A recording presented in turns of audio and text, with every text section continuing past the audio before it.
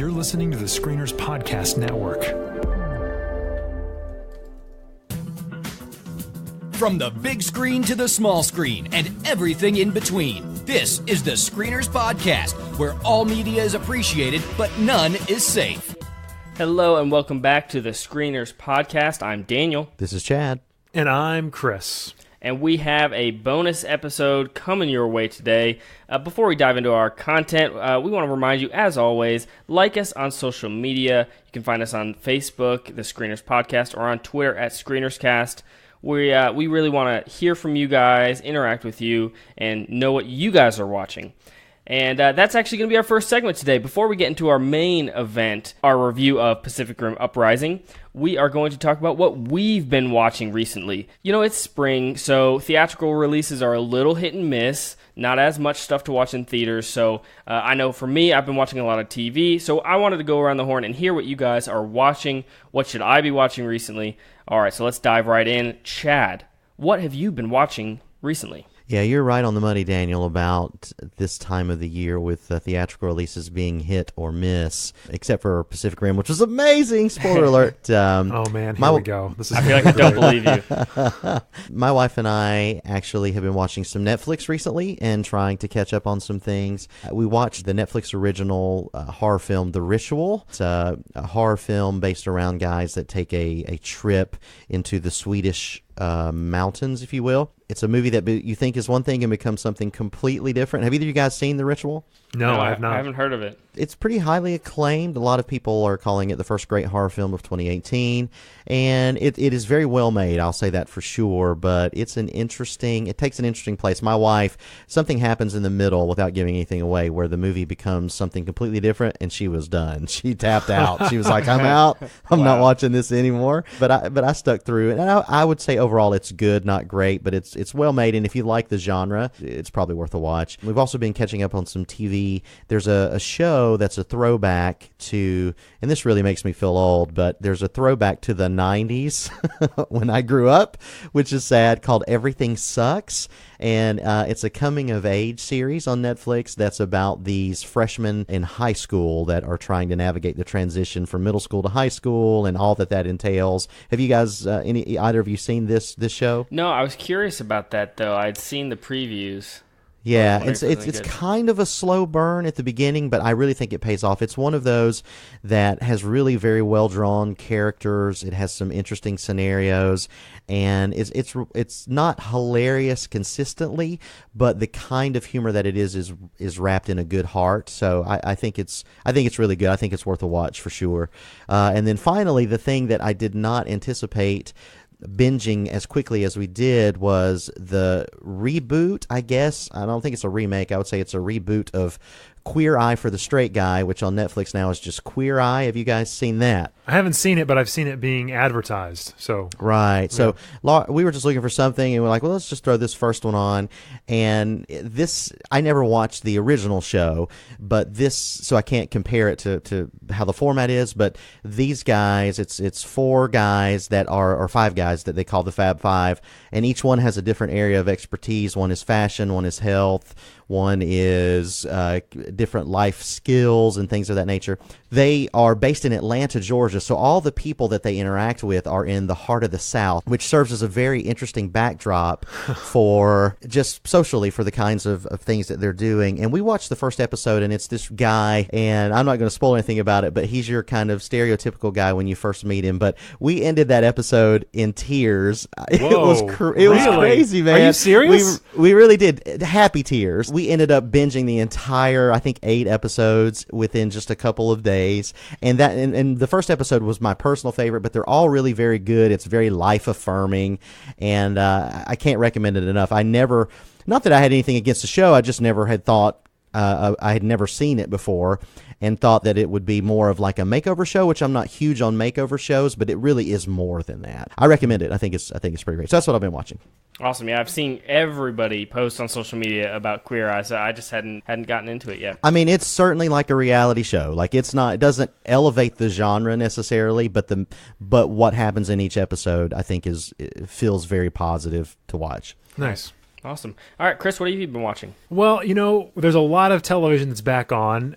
We were just discussing before we started the episode, Sneaky Pete Season 2. I really enjoyed the first season, and my wife and I were on a vacation recently, and we just binged the entire second season. And it was very good. I think the follow-up is pretty great. The tension is still there. A really great caper that needs to be done in this season that is very clever and neat, keeps you guessing the entire time. I really, really enjoyed it. I'm curious where they're going to go from here.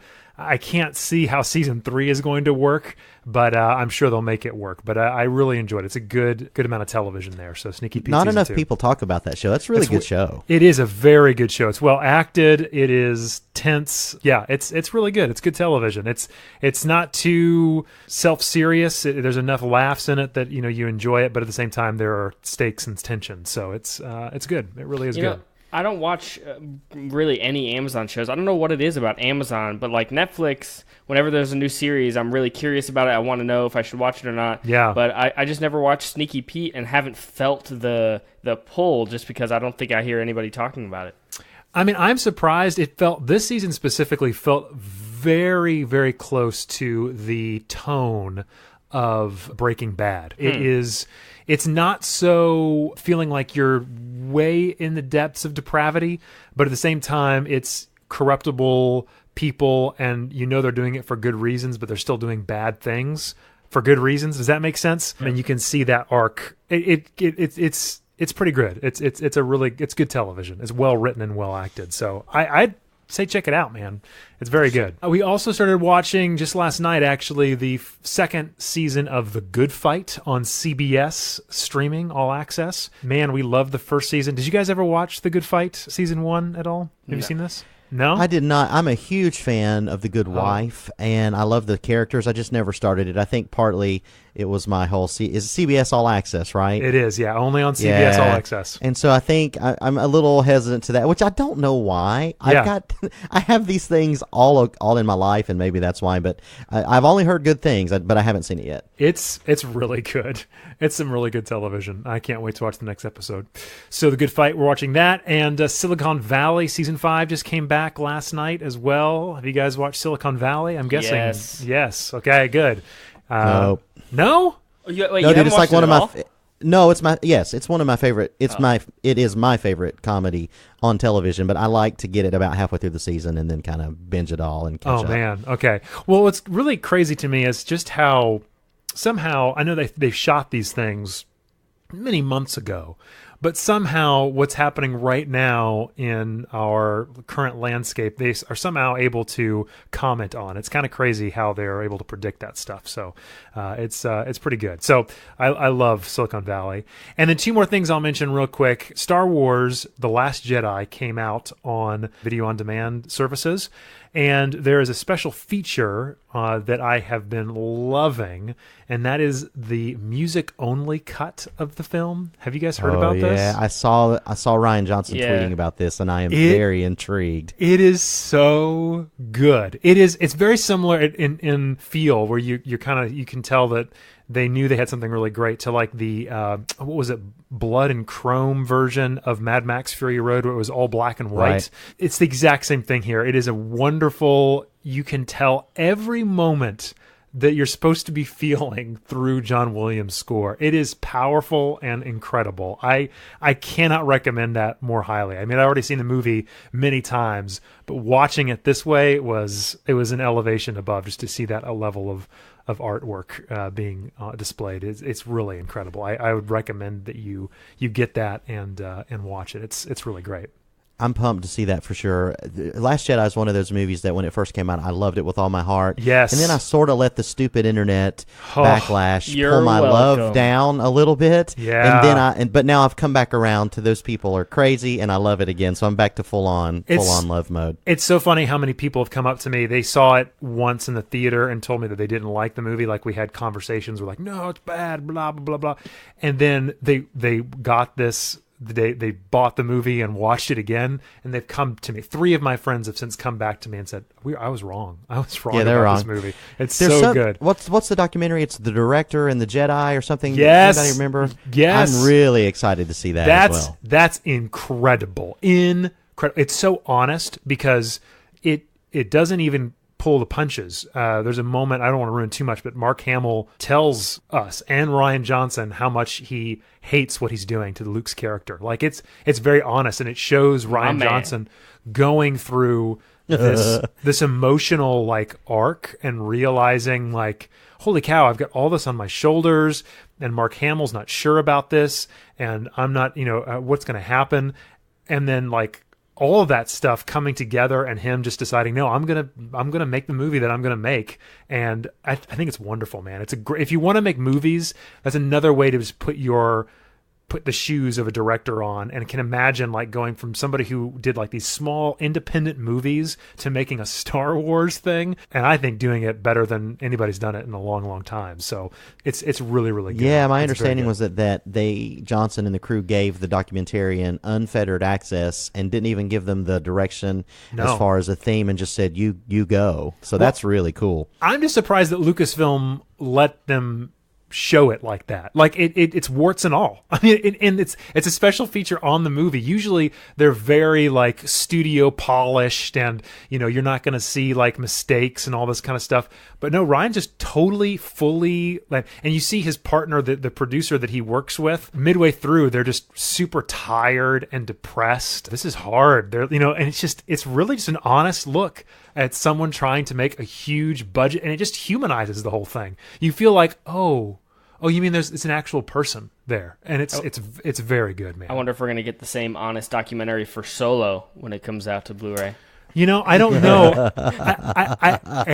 I think the problem is that Rian Johnson is just an honest guy. You know what I mean? Like, and he kind of wears everything on his sleeve. I think Ron Howard and the Lord and Miller guys, I doubt they're even willing to tell that story. It's probably in arbitration someplace. So yeah, there's absolutely no way we ever see anything behind the scenes there. But see, I felt the same way about Rogue One. I was like, oh man, when are we going to hear all that? And nothing on the Blu-ray and here it's like the entire thing. Ryan's like, oh no, we had issues. Yeah, we were going to do this, but I just realized I couldn't do that, and like I was sweating and I was worried, so we had to cut this and blah blah. And it's just like, what? You're telling us this? This is insane. Why are you even saying this right now? But it's such a good story, and at the end of it, you're like, man, props. Like those guys. Rian Johnson has been incredibly gracious throughout this entire process. I've listened to multiple interviews where fanboys and girls literally eviscerated the movie, and he just said, this is why we did it, and this is why I thought it was the right thing to do. Yeah. He's just been, my respect for him has gone way, way up. So and the fact that he's not willing to get down and fight and be mean with everybody, but just stand up for his decision. He doesn't back down. He doesn't think he made a mistake. He's like, no, this is what we were going to do. This is what we've done. I'm proud of what we've done, and I understand why you don't like it. And sorry. It's just great. It's really, really good. So there's this thing that I've been following a long time. It's called the Church of Scientology, and they just launched their own television network. Have you guys seen this? No. Happily no. It's legit. You can stream it on YouTube, and it is hilarious. So that's all I'm going to say, but I've been watching a fair amount of Scientology Network as well, and it is incredible. So, all right. Chris, do we need to worry about you? Exactly. Do we need to call somebody to have an intervention here? It's amazing. Like, I just watched this. It's an hour-long documentary on their archival process, and they built I think it's like 2 or 3 kilometer long archival thing in a base of a mountain that it can subject itself to like earthquakes, and it like rotates on it's insane. Chris, it's insanity. Stop it. Don't start writing checks to people that you don't do it. Don't do it. I love it. Don't start paying for the next level. It's not worth it. I got to get OT3, man. Wall of fire. I got to get past it. If you start to see people like following you, I would just be really aware that you might be stalked, you might be watched. Especially where you live. I live in the heart of it. Yeah. I live less than an hour from the spiritual mecca of the Church of Scientology. So yikes. Well, that might be the last we ever hear from Chris Farrell, so I appreciate that. So for me, yeah, I've been watching quite a fair amount of TV. There's not been a ton in theaters that we haven't talked about, except I did see Unsane today. Have either of you seen that yet? Steven Soderbergh's latest? I was planning on seeing it sometime this week. Is it any good? Well, if you haven't seen it, I don't want to talk too much about it. I was severely disappointed, but oh man, yeah. Bummer. But I won't go into details why if you haven't seen it yet. So on the TV front, I've been catching up on a lot of stuff. I rewatched New Girl, which is one of my favorite comedies right now. One of the only network shows that I still watch because the final season is premiering, I think, next week. So I rewatched that, and that's just such a good show. It just reinforced how much I love that show. Agreed. So good. So I'm excited for the final season. And then I also am watching for the first time The Americans. Because the final season of that is starting soon as well. Oh, it's a great show. It's really good. It's very dark, not a fun binge watch by any means, but it's definitely really good. So Chad, watch it. Chris, do you watch The Americans? I have attempted to watch The Americans many times, and for some reason, it never hooks me. I don't know why, but it just hasn't. It's not like Chris's heart is too pure. He only likes movies like Pacific Rim. Yeah, right, I know, obviously. man. Right? Oh, can't wait. Yeah, it's not like amazing. It's not that I'm in love with The Americans yet, but I'm enjoying it. I think it's solidly good. And then I've also watched the latest season of American Crime Story Versace. Either of you guys caught up on that one yet? I have not. I know everybody was a fan of the OJ one. This one doesn't seem to be getting much attention at all, and it's definitely a step down. But it's interesting. They tell a story in a very interesting way, kind of nonlinear in a different kind of way. So yeah, it's interesting. We just finished that today.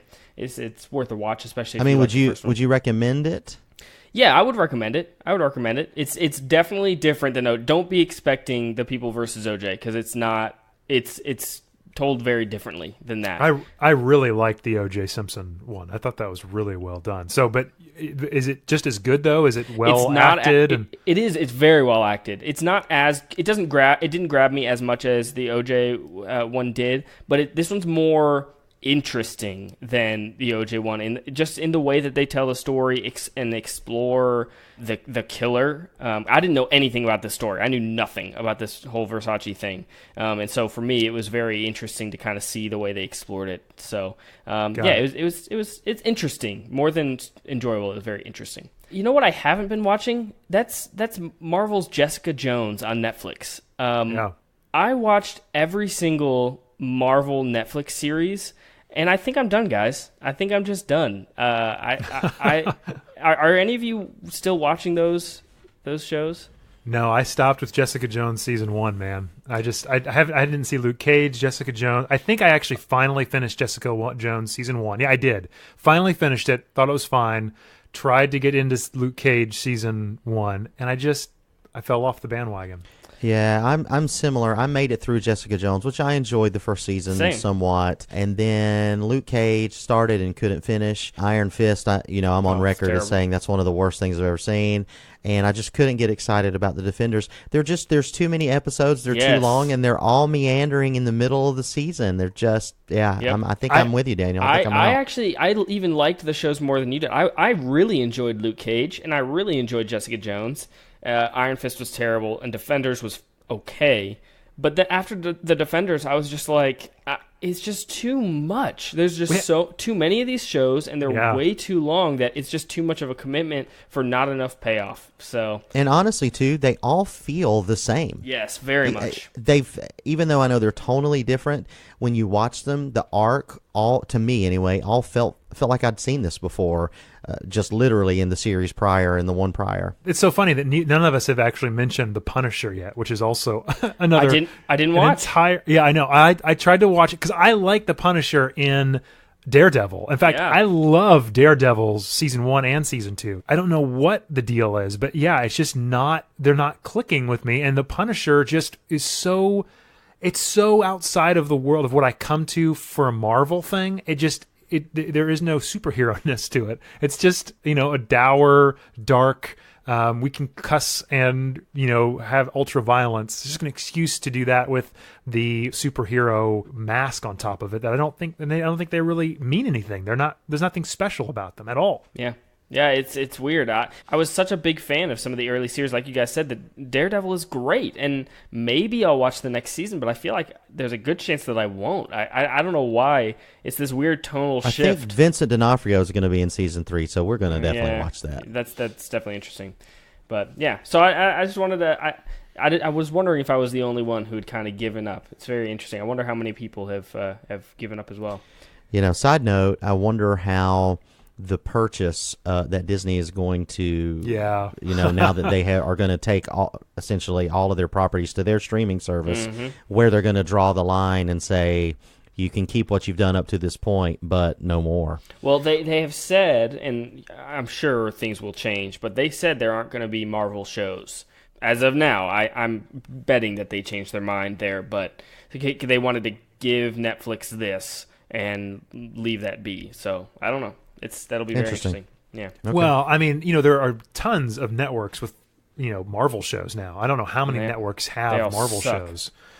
Yeah, there's a bunch, but I can't imagine that Disney wouldn't take some of the more popular characters and put them in a television series on their own network. I mean, that would be something that would be a huge draw. Like if they put somebody who is in the Avengers and gave them their own television show that directly tied, because right now they pretend like all these things are happening in the same universe, but they don't. At all. They don't. There's no continuity. Even with the Agents of S.H.I.E.L.D., which was supposed to be like a direct connection, they've kind of dropped all of that. We're getting off on a tangent here, but honestly, I'm glad that the TV shows don't directly tie into the movies now. I really wanted that at first, but the movies are so big themselves, and there's just so many of them and so many characters that if it was necessary for us to watch all these shows, or if they tied in directly, it would get way too much. So I'm kind of glad. I agree, but the problem is that they still try and pay lip service to it. They still try and make it work, where they talk about, they have that kind of wink, wink, nudge, nudge. Yeah.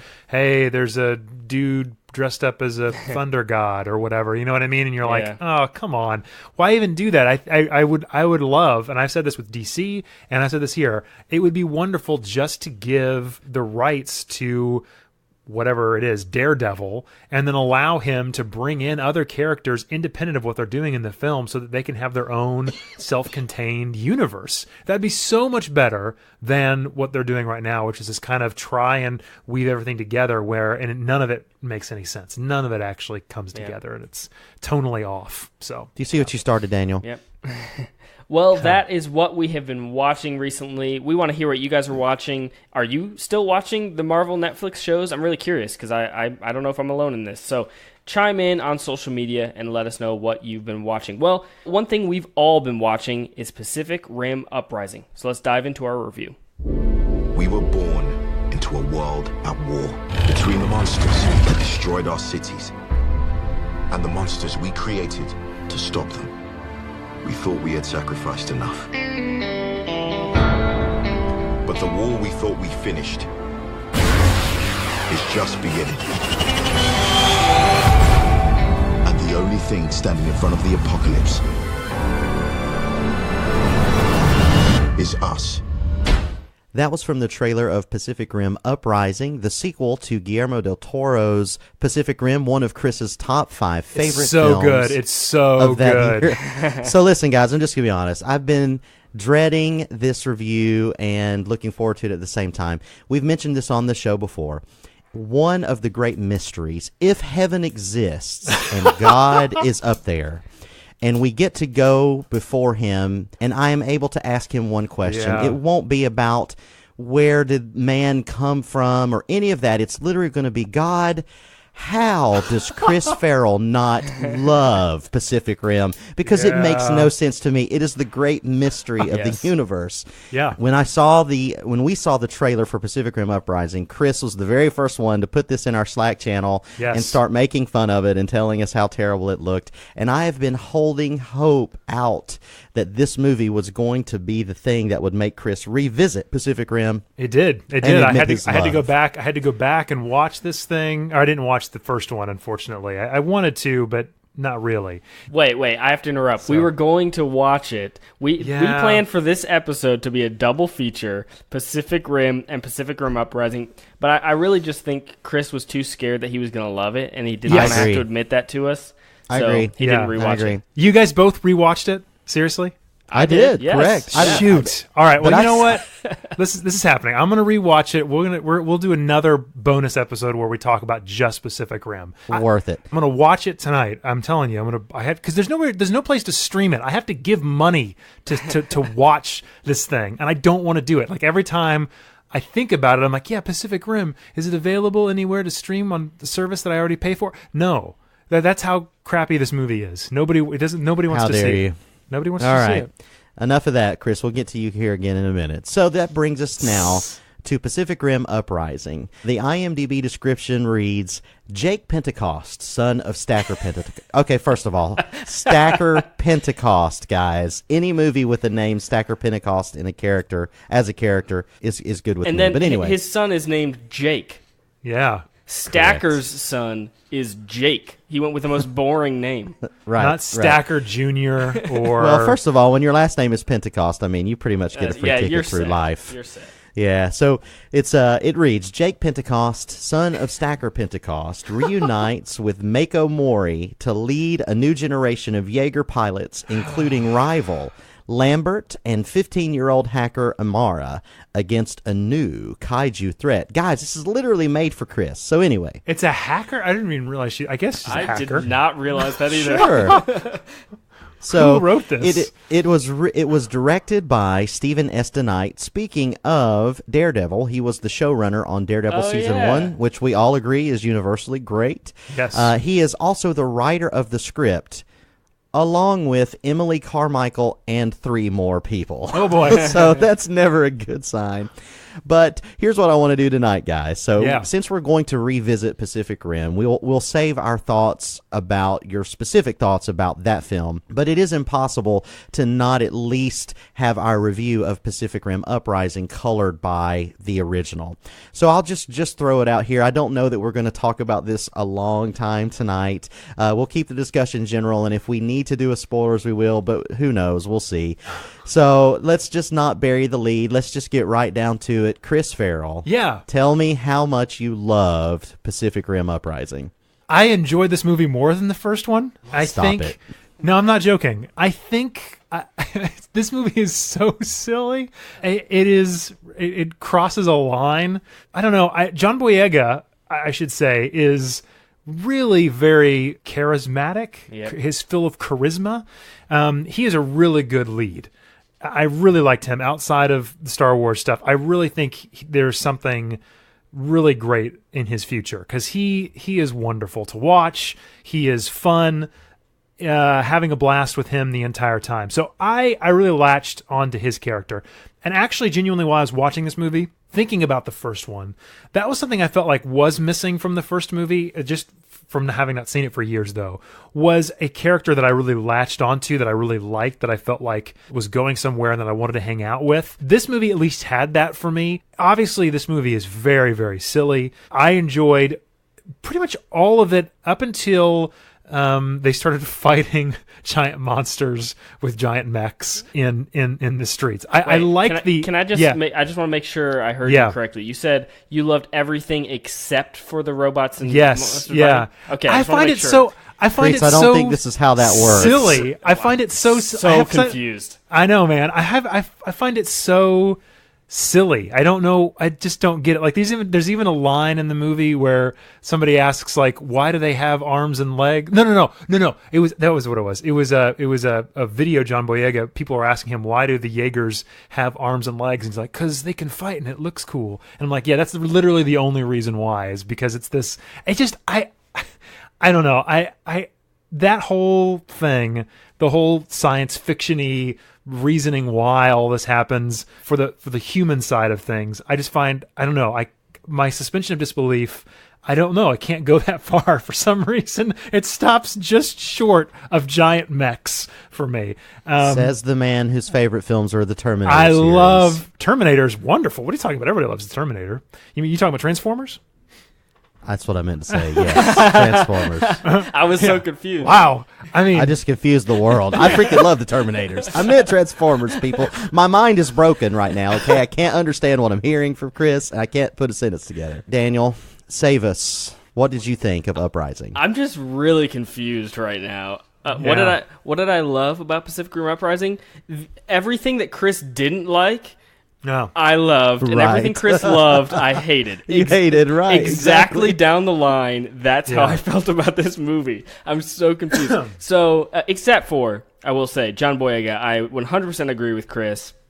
He is easily the best part of this movie. He's charismatic, fun to watch, fun to be around, and that is very different from the first film, which starred the charismatic void that is Charlie Hunnam. So That's yes. right. That's right. Yeah. So definitely, as far as the leading man goes, a huge improvement over the first movie.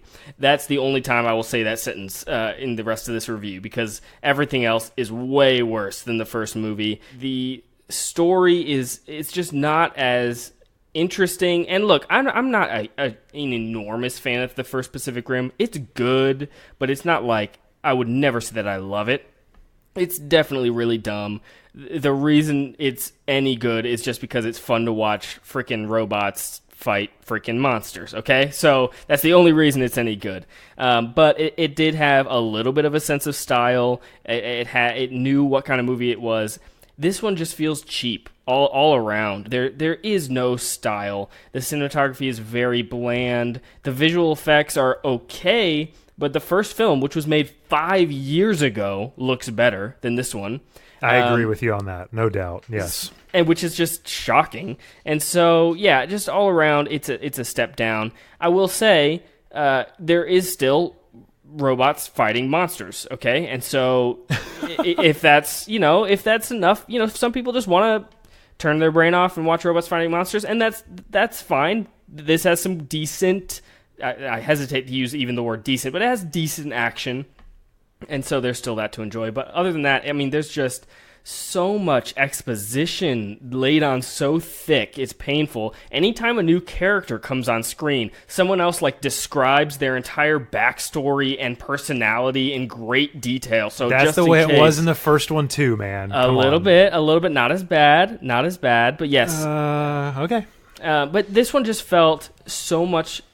It just felt like the latest Transformers film. It felt more like a Transformers movie than the first Pacific Rim. This didn't really feel like a sequel to Pacific Rim. Now, I will say there was actually an interesting twist in this movie that we'll talk about in spoilers. It was really interesting, and then it went nowhere. That's the stuff I'm talking about, though. That stuff I enjoyed more than the fighting, the big giant robots fighting monsters. I find it kind of boring. Honestly, I found the action in this movie a bit lackluster. I shouldn't say boring, just lackluster. It was lackluster for sure, especially compared to the first film, which had good action. But yeah, the twist was interesting until they did nothing interesting with it. So it was a total missed opportunity. So we'll talk more about that. But yeah, this movie it's not awful. It's not a horrible movie, but it's also not really any good either. So if all you need is robots fighting monsters,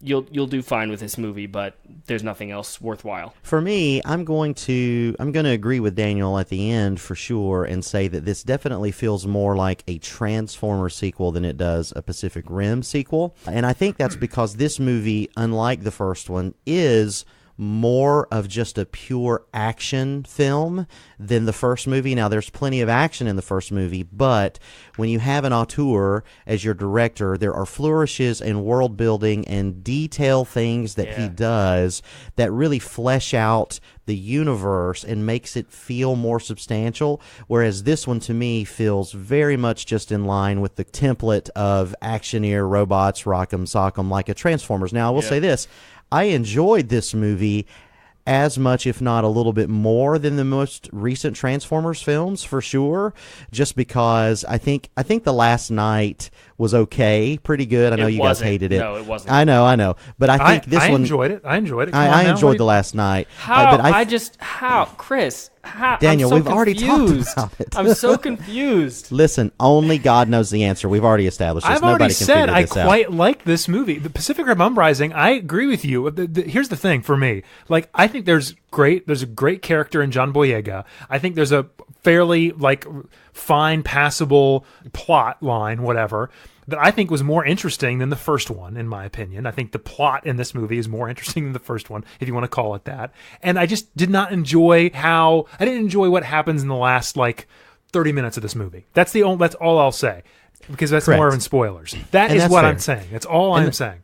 And that's fair. And so I'm going to agree with Chris in that regard. Is I think this movie it has a couple of problems that are difficult to overcome. One of those is that the best action and the most interesting action related to the stakes of the characters that we have happens in the middle of the movie and Yes. the beginning of the movie. Yes. There's a great fight between, and again, I don't want to give any spoilers away, but there's a great robot fight that happens unexpectedly early in this movie. That's pretty thrilling. There's another fight that happens in an ice area that is very, very well done. Agreed. And then it gets to the climax of the film where all the things are coming together, and it is really a mess. big, substantial letdown. Yeah. Now, I will give it some credit. I do think that the way this film is edited together, and this may be just the editor and me coming out, I think the action is very comprehensible.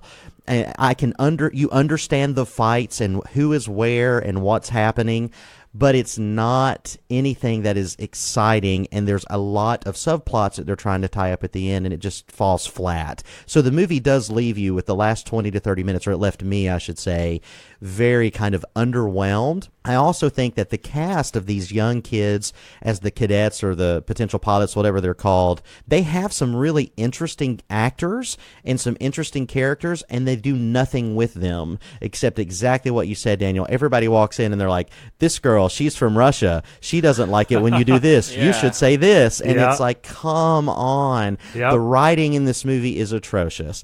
There were 3 or 4 times where I literally rolled my eyes and said, this is awful. Yep. And yet, overall, I leave this movie with a positive review because I do think the action is not as good as the first one. Overall, I'm positive on this movie, saying that I would not say to anybody it's a terrible movie, you shouldn't see it. It's not nearly as good as the first one, but it's better than the last few Transformers movies to me. And so if you're looking for just a fun actioneer, there are worse things to do. I agree the CGI is somewhat unremarkable. The plotting is serviceable, but overall, there's nothing here that's going to make anybody jump out of their seats. I'll also say that it did actually dethrone Black Panther for the first time, so it won the box office with a $28 million gross, but foreign take was $122 million. Yes. So it's already sitting at $150 million worldwide, so it's going to be a success for sure. Anyway, I think overall, I don't think this movie was the train wreck that Chris had predicted when we first saw that teaser trailer, which was admittedly terrible. It was awful, guys. It was terrible. Right. But unlike the first one, I have no intention of ever watching this movie again, whereas with the original, I own it on Blu-ray, and I've watched it several times, and am willing to watch it again to help Chris come into the fold. So overall, I would just say I agree with you guys. John Boyega is good. I think there are some other interesting characters as well. They're just underserviced by a really poorly written script and a very ham-fisted kind of plot that just kind of hammers everything home with unremarkable action at the end. So anything else you guys want to say before we jump into spoilers? Just that I think this one's better than the first one. I'll just reiterate that. That's crazy talk. Unbelievable. If you're going for silly action, I think this is honestly for me more memorable. I'll remember the plot and the what this movie is about. I don't even remember what the first one is even about. Other than the fact thing. It's about the same thing, Chris. Well, this one's It better. really is literally about the same thing. It's the I will same say, thing. I do think the opening, although the voiceover was kind of annoying, I thought at first this is going to be really cool. These seaside cities that we see haven't fully recovered, and there's all these skeletons lying around. I thought this is going to be really cool, and then they did absolutely nothing with that. It was just Go ahead. I don't understand how this can be seen as better than the first one. I'm with you, Chad. The only thing that that Uprising improves upon is its leading man. The action is better. The CGI is better. The style is so much better. So if you like the action in Uprising, then Pacific Rim is far better. But I guess Chris didn't like the action in this one, so I guess then that makes sense. Yeah. All right, Chris. So should people see this in the theaters? Should they rent it? Should they wait and watch it on a streaming service, or should they skip it altogether? I think streaming it would be fine. I think, watching it, like I always say, like the Saturday afternoon or Saturday evening popcorn flick, I think great. There's no reason to jump out and see this. Unless you have Movie Pass and you spend a couple hours in the theater anyway, sure. But spending extra money to see this in the movie theater, I don't think is necessary. So is that a rental or just a stream? Netflix it. The All right, streaming, so Chris, a service that you're already spending money for. It is not worth the rental fee. Okay, it's not worth paying to see. If you already have Movie Pass or Netflix, the service that you already are paying for, I think that's where it firmly fits. Gotcha, Daniel. Same question. Yeah, the only reason you should see this in theaters is if you're easily amused by crazy zany action. Otherwise, this would be a waste of your time. So you could stream it, I guess. It's not awful. So I guess with streaming it. Okay, I'm actually going to go a little bit higher than that and say I do think you can do worse than $4 on a Friday night if you're just looking to kick back and have some fun. I think it's worth a rental. Definitely not theater worthy in my opinion, but for a rental at home, you can certainly do a lot worse. So with that, let's move into spoilers for Uprising. The first rule of Fight Club is you do not talk about Fight Club. Well, you look nervous. Is it the scars? You want to know how I got them? There's so many places it would never occur to Hawk to hide. However, the reason the Führers brought me off my Alps in Austria and placed me in French cow country today is because it does occur to me. Because I'm aware what tremendous feats human beings are capable of once they abandon dignity. In the dream, I knew that he was going on ahead. He's fixing to make a fire somewhere out there in all that dark and all that cold.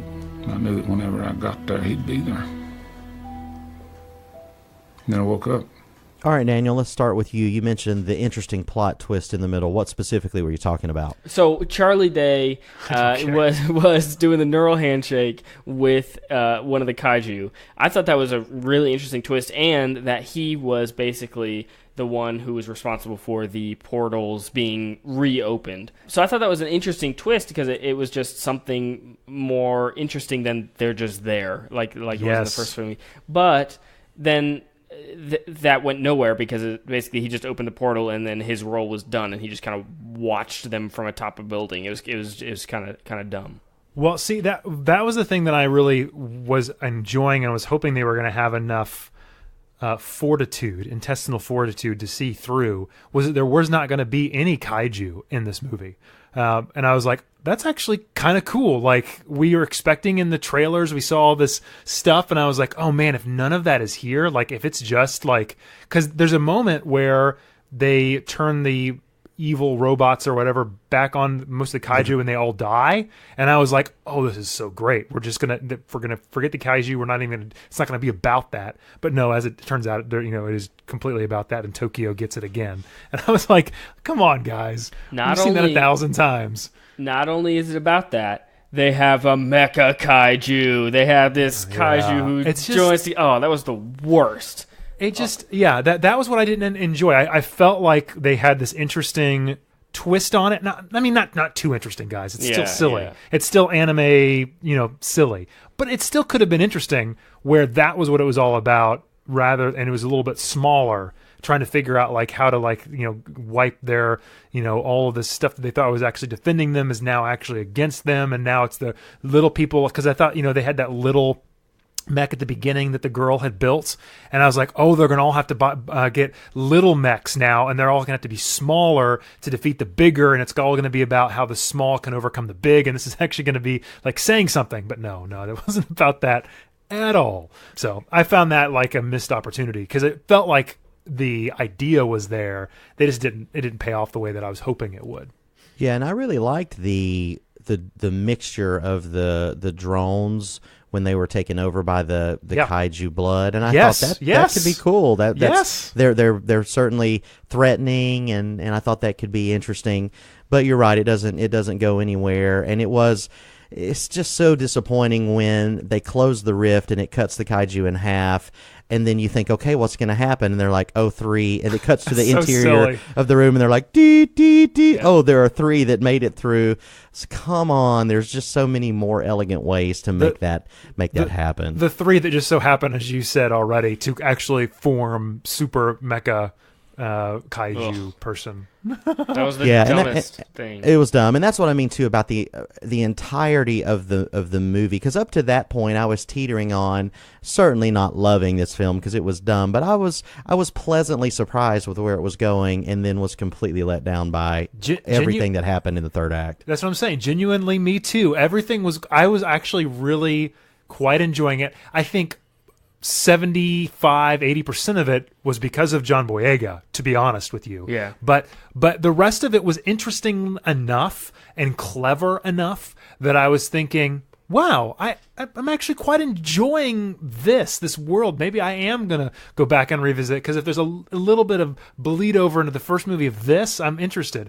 But I just, like you said, that last moment when they decided that now it's going to just be giant mech versus giant monster, it got boring for me. That's what I'm saying. That's what I didn't enjoy. I don't think they did a good job there. The other stuff that you had mentioned, Chad, the fight early on with the smaller mech and the big one when they have to escape, that was a thrilling moment I quite enjoyed. And in the ice, Antarctic or wherever they were, I enjoyed that, like mech on mech, and it seemed like, we were going to be fighting kind of a smaller thing. But the moment it got into destroying another city, I was like, I'm done. Checking out.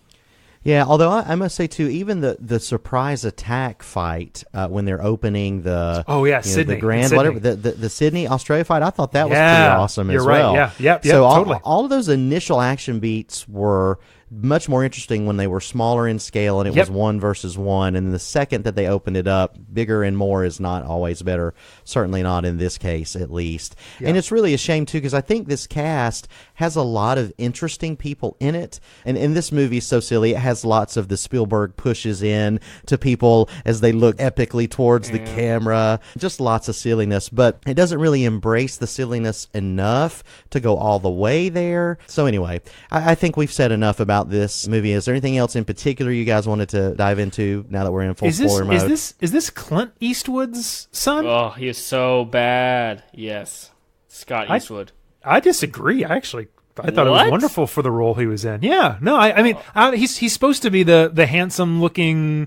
They even make fun of it in this movie, didn't they? Like his jawline and stuff. Like I thought that was kind of charming. Yeah, and fun. Boyega has a good line in there where he says something to the effect of he's looking handsome and sexy. It's yes, like, no, he really is handsome and sexy. Yeah. I thought they were playing type. Honestly, I just thought they were having fun with the beautiful piece of hunky meat. Yeah, it's just hard to buy into that relationship at all because it happens. All they do is talk about it. You don't feel it. They just talk about it. I agree. I'm not elevating this, but I still think that was great. And I the one thing I was hoping they would do is, because they make fun of John Boyega's Pentecost's dad doing that. We're canceling the apocalypse. That was funny. I really was hoping when he did his speech, he would really bugger it up or whatever, really mess it up. And he'd be like, never mind. I'm not, and just go off. He just tried to recreate it. And I was like, man, there was a moment in there where it could have been really kind of charming and fun if he would have just been a horrible speech giver and just been like, never mind, let's go kill some monsters. Yeah, but this movie is full of missed opportunities just like that. I agree. Yeah, Another totally. stupid thing about this movie is how fast things happen. So in order to defeat the kaiju, they have to make this life-changing rocket that's going to save the world, and they make it in a couple hours. They just whip this technology so up. Yeah, but Like, true, to be fair, they asked him when it could be ready, and he said, "But today it can be ready." So that's all he had to say. So we're good. I audibly laughed out loud Same. when that moment happened. He was like, Yeah. "Well, I Wow. suppose I can do it today." What? Why even have that line? Why even have that in there? Why even say it was a hard thing to do? Just been like, we need to get there, and then like we just, as the audience, assume they already had the rockets. Right, exactly. It doesn't make any sense. I am still going to say that I think this movie was somewhat enjoyable. Yeah. Anything else, guys, that you wanted to talk about? No, we're good? Unlike the first one, this one was somewhat enjoyable. Unbelievable. Stop your mouth. So thanks for listening, guys. We promise that we'll get back to you very soon, where Chris will revisit the original Pacific Rim. We'll come back, and he will admit to all the world how wrong he has been. I look forward to that. I know you do as well. But in the meantime, again, make sure to follow us on all of our social media channels. Go to Facebook and search for The Screeners Podcast. Follow us on Twitter @ScreenersCast. And join us next time when we'll be reviewing Steven Spielberg's latest, Ready Player One. Are you pumped for that one, guys? Yes! Yeah. It's Chris's most anticipated film of the year, and we can't wait to talk about it. We'll see you soon. And that's a wrap. You've heard what the screeners had to say. Now you be the critic. Head over to screenerspodcast.com and let us know what you think. See you next time. We're canceling the apocalypse. Again.